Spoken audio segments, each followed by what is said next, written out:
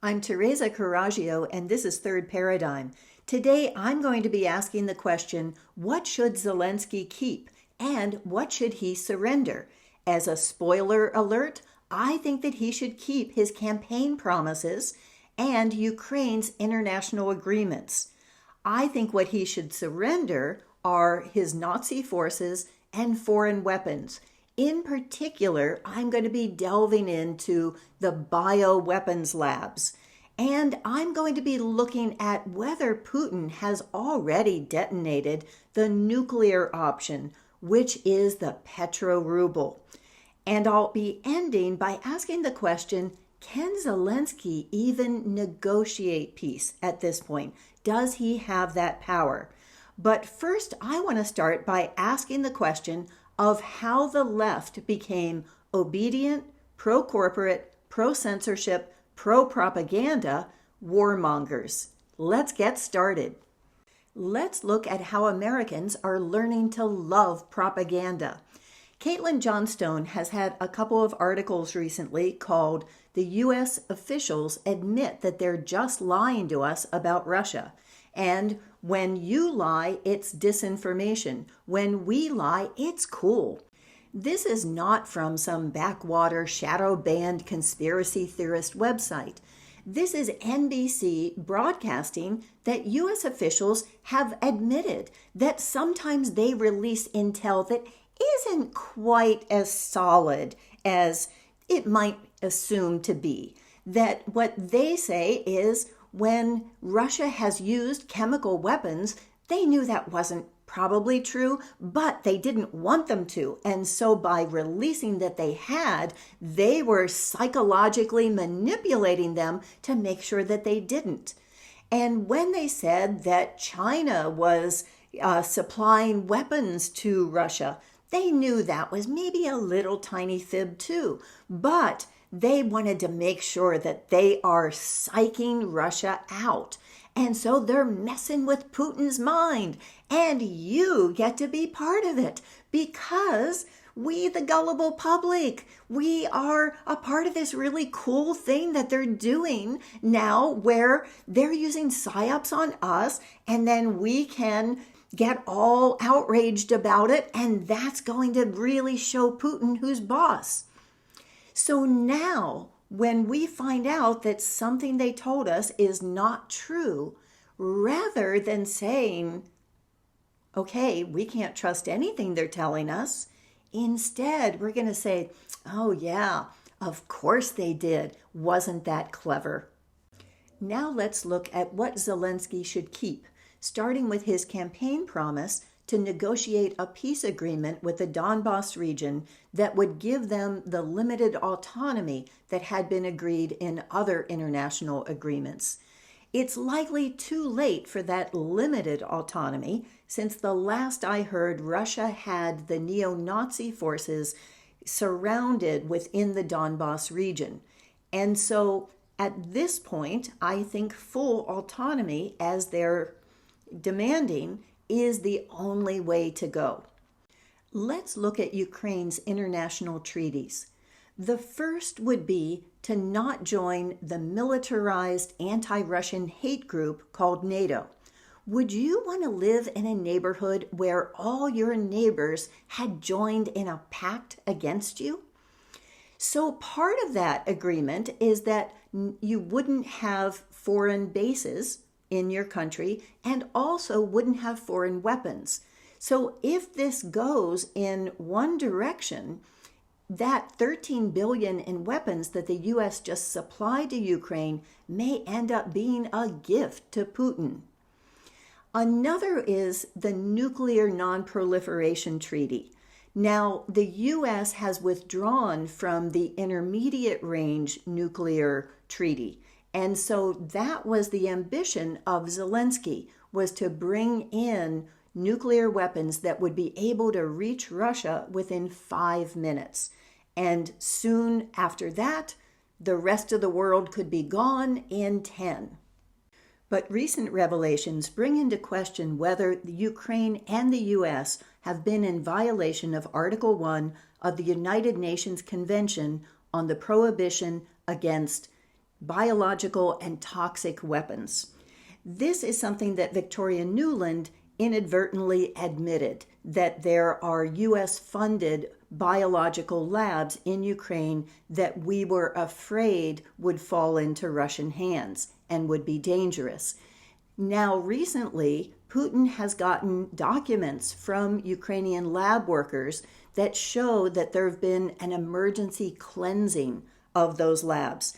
There was a 2021 petition from Ukrainians to Zelensky asking for the closure of American-funded labs, an investigation into what was actually being developed there, and an investigation into whether there was a relationship to the development of the SARS-CoV virus.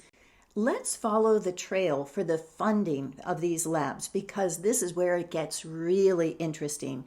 And keep in mind that the way that governments get around things like these silly old UN conventions is that they go through private agencies and fund them. So it all starts with USAID, and they have their PREDICT program, and their mission is to find viruses in the wild that could cause pandemics. Their founder also diverted some money to his pet project, which is the Global Virome Project. And their mission is to find 1 million viruses and catalog them.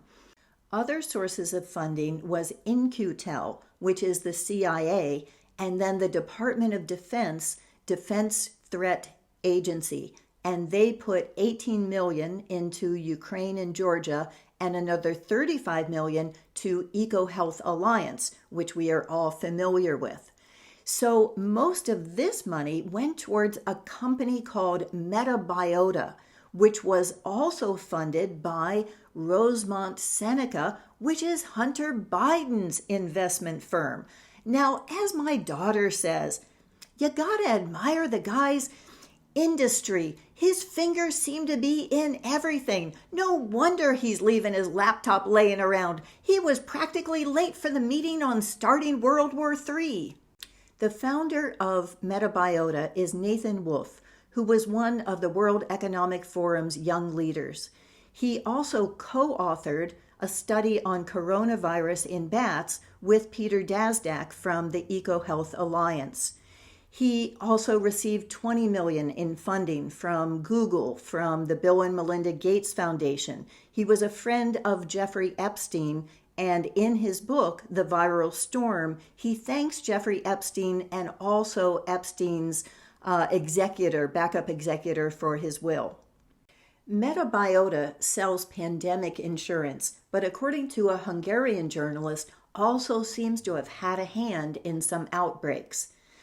Joe Rogan recently interviewed Maajid Nawaz, and he shows a map showing that the precision strikes that Russia has executed have been in the areas of these labs. So gives some credibility that this may have been Putin's intent to take out these labs in that limited military exercise, as he calls it.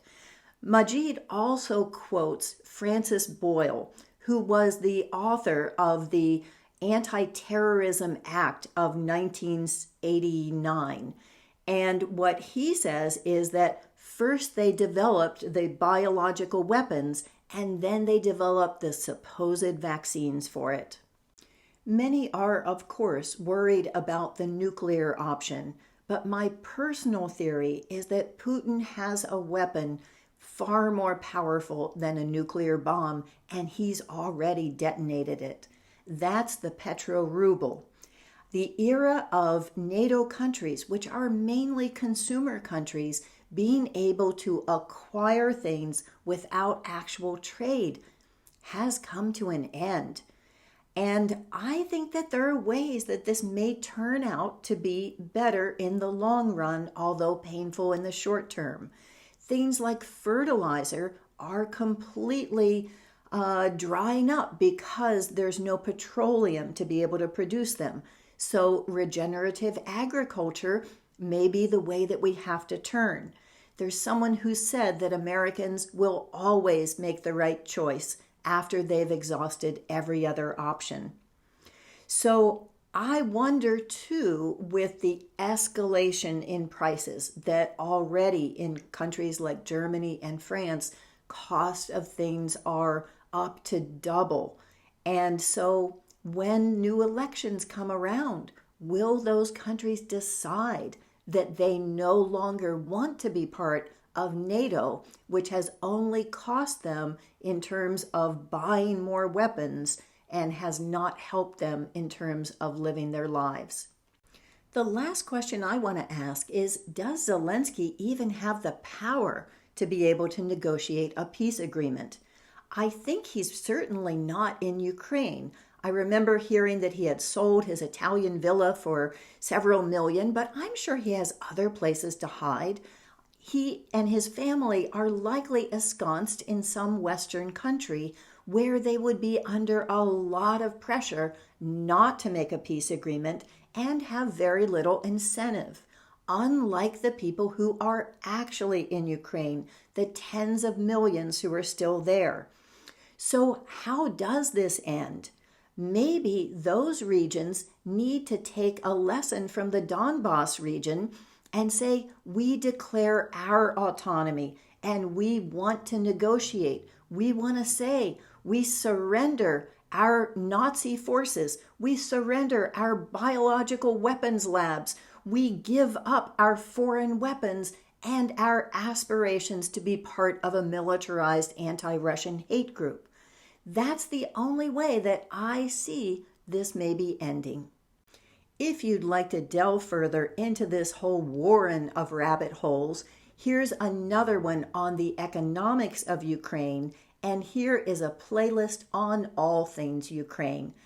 Thank you to all of my subscribers, and if you'd like to see this with links and text and transcript, it will be up on Substack under Third Paradigm. Thank you.